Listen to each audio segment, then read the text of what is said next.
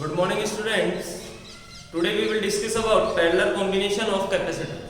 Last class में हमने series combination of capacitor पढ़ा था, श्रेणी क्रम संयोजन। आज हम संधारित्रों का समांतर क्रम संयोजन पढ़ेंगे। तो आइए सबसे पहले हम देखते हैं कि संधारित्रों का समांतर क्रम संयोजन क्या होता है। संधारित्रों का समांतर क्रम संयोजन वह संयोजन है, या हम ये कह सकते हैं कि एक ऐसा संयोजन जिसमें संधारित्रों की प्रथम प्लेट किसी एक बिंदु से तथा संधारित्रों की द्वितीय प्लेट किसी एक नियत बिंदु से जुड़े, तो इस प्रकार बने संधारित्रों के संयोजन को संधारित्रों का समांतर क्रम संयोजन कहते हैं, पैरेलल कॉम्बिनेशन ऑफ कैपेसिटर कहते हैं, जिसे हम एक चित्र की सहायता से समझते हैं, डायग्राम ड्रॉ करते हैं। ये हमारे पास तीन कैपेसिटर हैं, से एक कैपेसिटर पॉजिटिव, एक प्लेट नेगेटिव, सेकंड कैपेसिटर की first plate positive, second one is negative. Same third capacitor के लिए भी हम ऐसा ही करेंगे। इसको नाम दिया C1, C2, C3। मैंने आपको बताया कि समांतर क्रम संयोजन में सभी संधारित्रों की पहली प्लेट किसी एक नियत बिंदु से जुड़ती है। सभी संधारित्रों की प्रथम प्लेट, सभी संधारित्रों की प्रथम प्लेट को हमने किसी एक नियत बिंदु A से जोड़ा, जबकि सभी संधारित्रों की द्वितीय प्लेट किसी एक नियत बिंदु से जुड़ती है, जिसे हमने B नाम दिया। तो इस प्रकार बने संधारित्रों के संयोजन को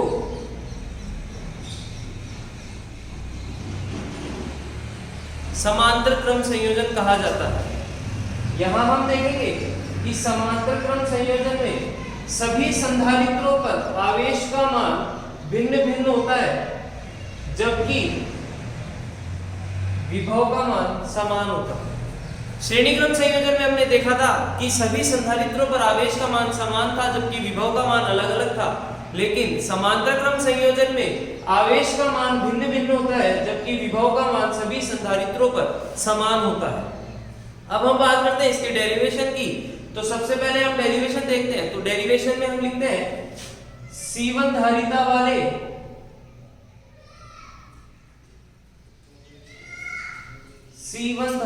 वाले संधारित्र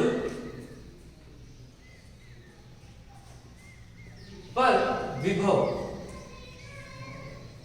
C1 संधारित्र वाले धारिता पर विभव, या हम यहां बात करते हैं आवेश की।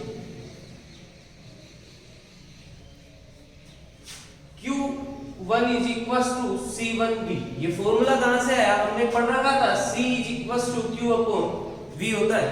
तो हम यहाँ बात कर रहे हैं संधारित्रों पर आवेश की, तो Q1 is equals to C1V समीकरण नंबर A।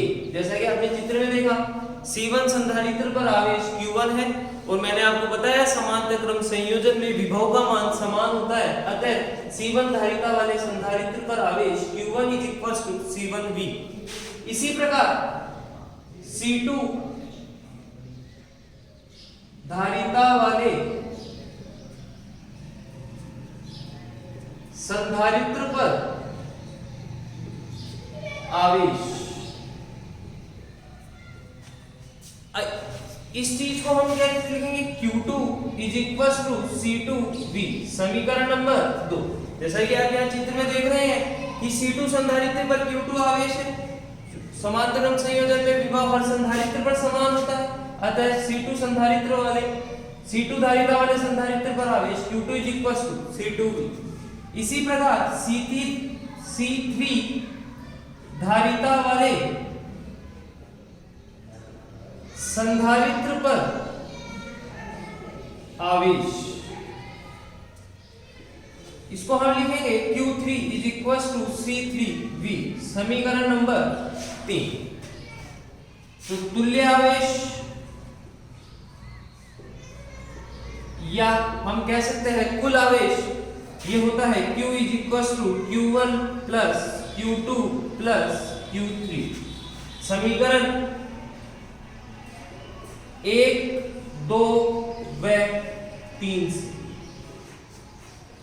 यहाँ Q1 का मान समीकरण 1 से पुट कर देंगे, Q2 का मान समीकरण 2 से और Q3 का मान समीकरण 3 से लिखेंगे। then Q is equals to Q1 C1V plus Q2 C2V plus Q3 C3V, चूंकि Q is equals to होता है CV। अतः समीकरण 4 से Q की वैल्यू पुट कर देंगे, that is CV is equals to C1V plus C2V plus C3V। यहां हम देखेंगे CV is equals to V common है, remaining term C1 plus C2 plus C3, V से V कैंसिल होता है, then we find C is equals to C1 plus C2 plus C3। समीकरण number 5। चूंकि हम यहाँ पर समांतर क्रम संयोजन पढ़ रहे हैं, पैरेलल कॉम्बिनेशन ऑफ कैपेसिटर पढ़ रहे हैं, तो तुल्य धारिता को हमने लिख दिया Cp, पैरेलल कॉम्बिनेशन। यदि n संधारित्र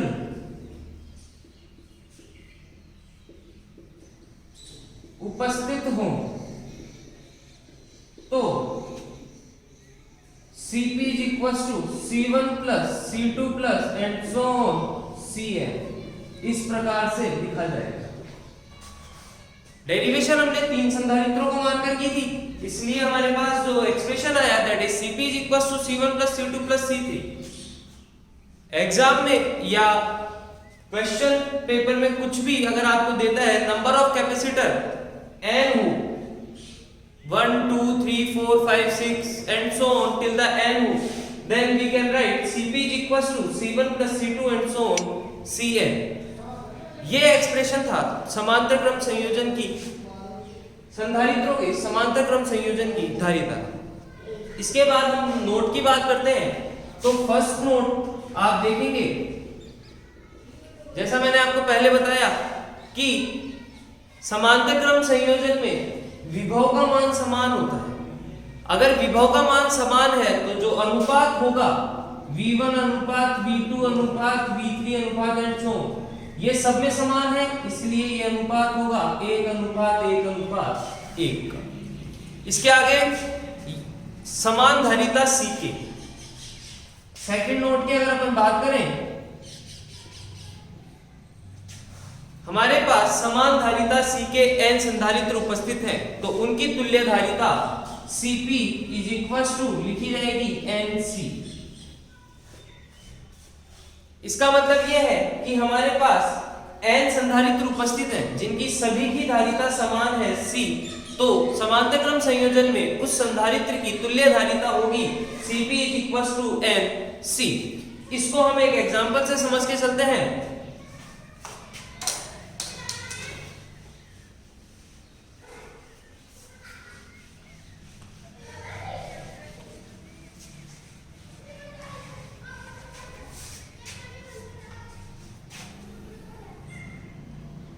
इसको आप बोल सकते हैं नोट थर्ड। इसका एग्जांपल हमने लेते हैं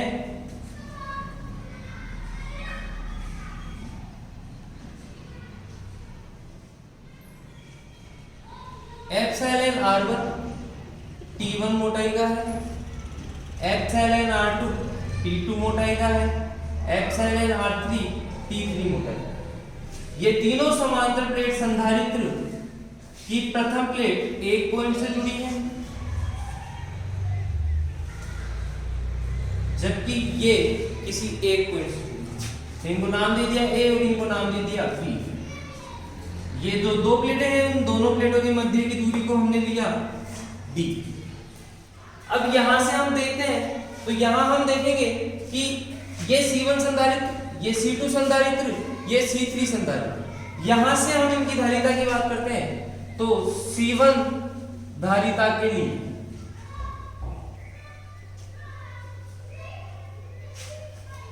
C1 धारिता के लिए हम देखेंगे कि C1 इज इक्वल टू, जो कि हमने पढ़ा था A, यहां क्षेत्रफल सबका अलग अलग है, इसलिए हम यहां लिखेंगे A1 epsilon not epsilon R1 upon T1। या दो प्लेटों की बात कर रहे हैं तो दो प्लेटों की जगह हम T1 की जगह रिप्लेस करेंगे D से। इसी प्रकार C2 धारिता के लिए C2 is equal to A2, दूसरी प्लेट की बात कर रहे हैं, epsilon not epsilon R2 upon D। C3 धारिता के लिए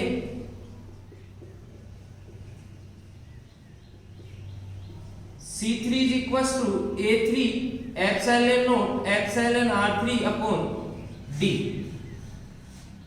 समांतर क्रम संयोजन,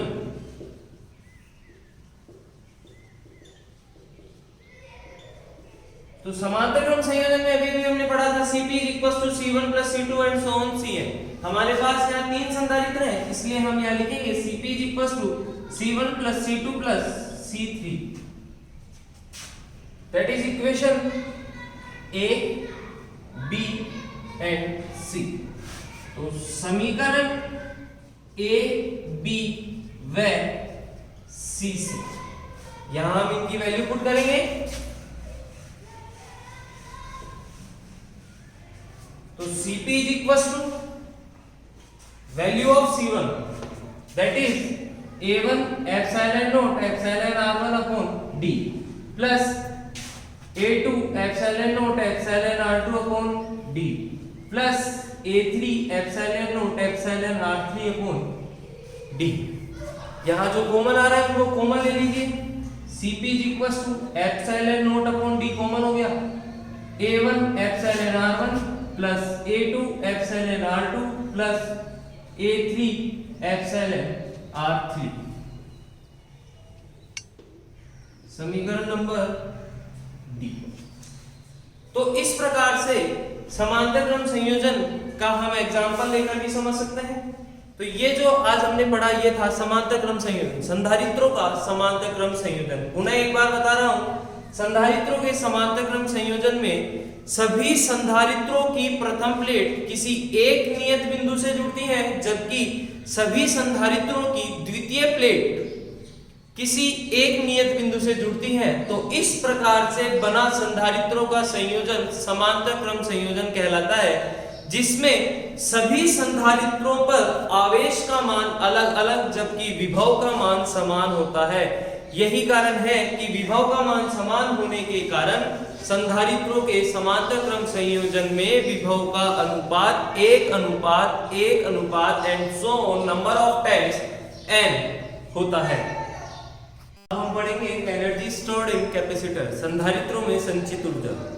समांतर प्लेट संधारित्र ही हम यहाँ लेंगे तो हम यहाँ देखते हैं कि एक समांतर प्लेट संधारित्र में कितनी ऊर्जा संचित होती है, कितनी एनर्जी स्टोर्ड होती है। तो सबसे पहले हम यहाँ बात करते हैं एक समांतर प्लेट संधारित्र की, जिसकी एक प्लेट पर हमने धनावेश तथा दूसरी प्लेट पर हमने ऋणावेश। यहाँ इसको नाम दिया ए प्लेट, इसको नाम दे दिया बी प्लेट। यहाँ प्लस क्यू आवेश है, यहाँ माइनस क्यू आवेश है। अब हम यहाँ ये मानते हैं कि किसी t समय पर आवेश q एक स्थान से दूसरे स्थान पर स्थानांतरित होता है, तो उस स्थिति में विभव का मान या विभवांतर का मान, अर्थात यहां हम देखेंगे कि आवेशों का स्थानांतरण होगा कुछ इस तरह से। यहां आवेशों का स्थानांतरण हो रहा है, तो t समय पर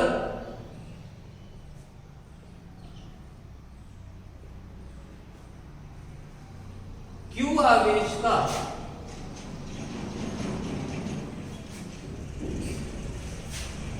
स्थानांतरण होता है, तो प्लेटों के मध्य विभवांतर, तो यहां से ये फॉर्मूला बनेगा V is equal to Q upon C। समीकरण नंबर 1। अब हम यहां मानते हैं कि यहां से dq आवेश का स्थानांतरण हो रहा है। अर्थात हम यहाँ एक अल्पांश की बात करेंगे तो यहाँ लिखेंगे dq आवेश को स्थानांतरित करने में किया गया कार्य।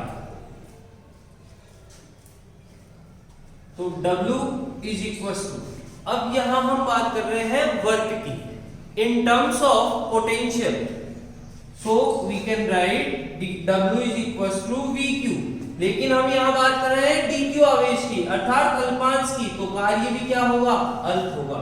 dW is equal to VDQ, समीकरण नंबर 2।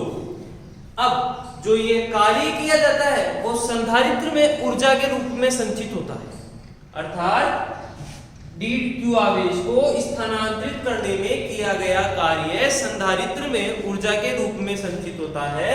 अतः संधारित्र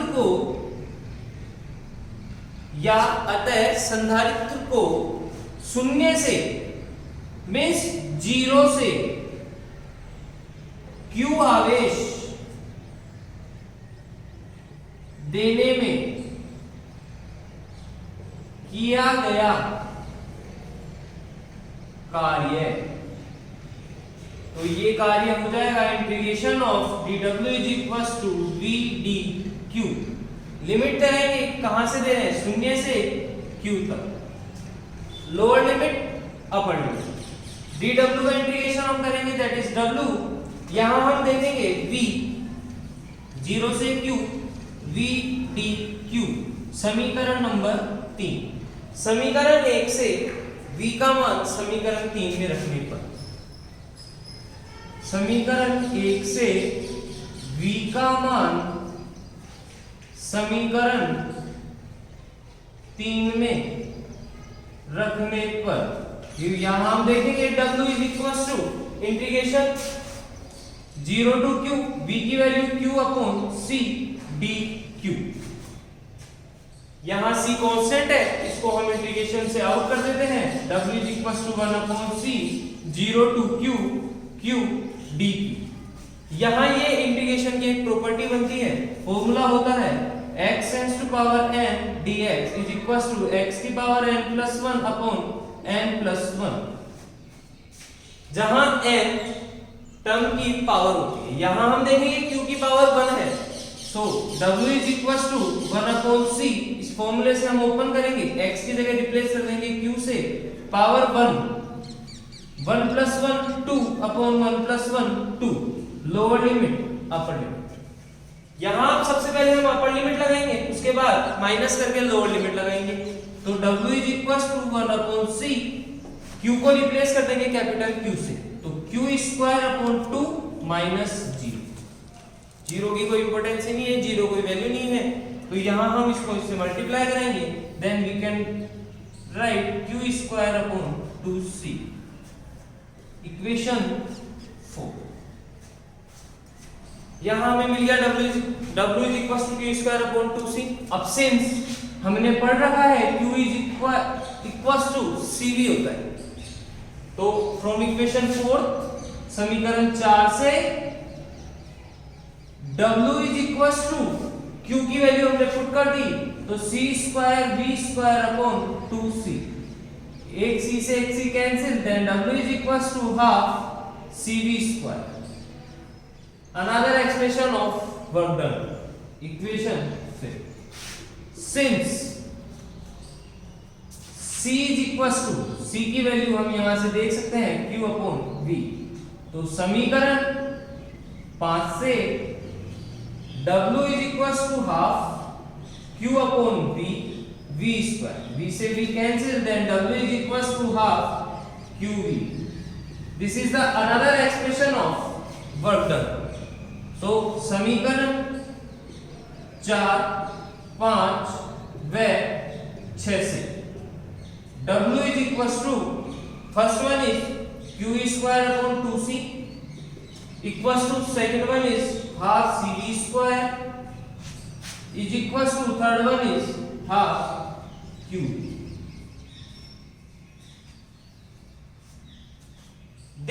expression shows the work done. मैंने पहले ही बताया था कि संधारित्रों में जो कार्य किया जा रहा है, आवेश देने का कार्य किया जा रहा है, वही ऊर्जा के रूप में संचित होता है। अतः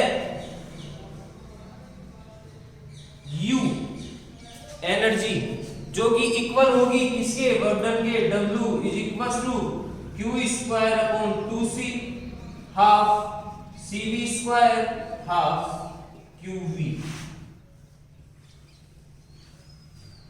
तो ये एक्सप्रेशन है संधारित्र में संचित ऊर्जा। अब हम बात करते हैं एक दूसरे टॉपिक की, समांतर प्लेट संधारित्र का ऊर्जा घनत्व। अभी अभी हमने पढ़ा था इससे जस्ट पहले समांतर प्लेट संधारित्र में संचित ऊर्जा, जो हमने देखी थी U is equal to W जो कि वर्क डन की इक्वल थी, that is Q square upon TC half CV square and half QV। अब हम बात करते हैं समांतर प्लेट संधारित्र के ऊर्जा घनत्व की, मतलब किसी समांतर प्लेट संधारित्र की एकांक आयतन में ऊर्जा को ही हम कहेंगे ऊर्जा घनत्व। तो आइए देखते हैं, यहाँ ये एक समांतर प्लेट संधारित्र की बात करते हैं जिसकी प्रत्येक प्लेट का क्षेत्रफल अर्थात प्लेट A और प्लेट B का क्षेत्रफल समान है तथा इन्हें आवेश दिया जाता है। एक को प्लस Q आवेश दिया जाता है और एक को माइनस Q आवेश दिया जाता है। तो इस स्थिति में, समांतर प्लेट संधारित्र की स्थिति में हम क्या करेंगे, प्लेट के मध्य विद्युत क्षेत्र की बात करते हैं। तो प्लेट के मध्य विद्युत क्षेत्र हमने पहले भी पढ़ रखा है और अगेन हम पढ़ते हैं।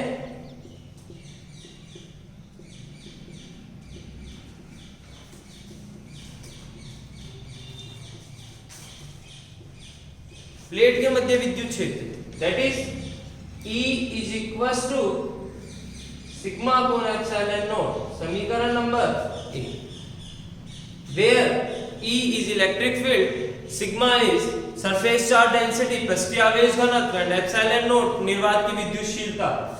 Since C sigma is equal to Q upon A, तो फ्रॉम इक्वेशन फर्स्ट समीकरण 1 से, अब समीकरण 1 में देखेंगे E is equal to sigma upon epsilon not, then sigma की value Q upon A put कर देंगे। E is equal to Q upon A epsilon not, यहां से हम Q की वैल्यू फाइंड करेंगे, that is A E epsilon not, समीकरण number 2। ये आ गया आवेश का मान। अब हम बात करते हैं ऊर्जा की। अभी अभी हमने पढ़ा था आवेशित संधारित्र की ऊर्जा। आवेशित संधारित्र की ऊर्जा में अभी हमने एक फॉर्मूला पढ़ा था, W is equal to half Q square upon 2C। W को ही हमने U माना था तो हम यहाँ W की जगह लिख देते हैं U is equal to half Q square upon 2C। समीकरण 2 से Q का मान रख देंगे, U is equal to half Q square है तो A square E square epsilon not square upon C, that is equation 4. Now we know that capacitance of parallel plate capacitor C is equals to A epsilon naught upon D। अर्थात हम जानते हैं कि समांतर plate संधारित्र की धारिता C A epsilon naught बटा D होती है। तो समीकरण 4 में C का मान रखने पर, समीकरण 4 से, अब समीकरण 4 से अगर हम बात करते हैं, that is U is equal to half A square E square epsilon not square upon, अब अपॉन में C है तो C की वैल्यू कितनी है, A epsilon not upon D। Again half as it is, A single A से single A cancel, single epsilon not से single epsilon not cancel, then we can write E epsilon not square A, ये D कहां जाएगा, ऊपर। A area है, यहां हम देखेंगे एप्सिलॉन नॉट से एप्सिलॉन नॉट कैंसिल, सॉरी तो यहां हमने देखा 1/2 E square epsilon not A dot D। A area, D इस type. Then we can write that is V आयतन। So अतः U is equals to half E square epsilon not V। हम बात कर रहे हैं प्रति एकांक आयतन ऊर्जा।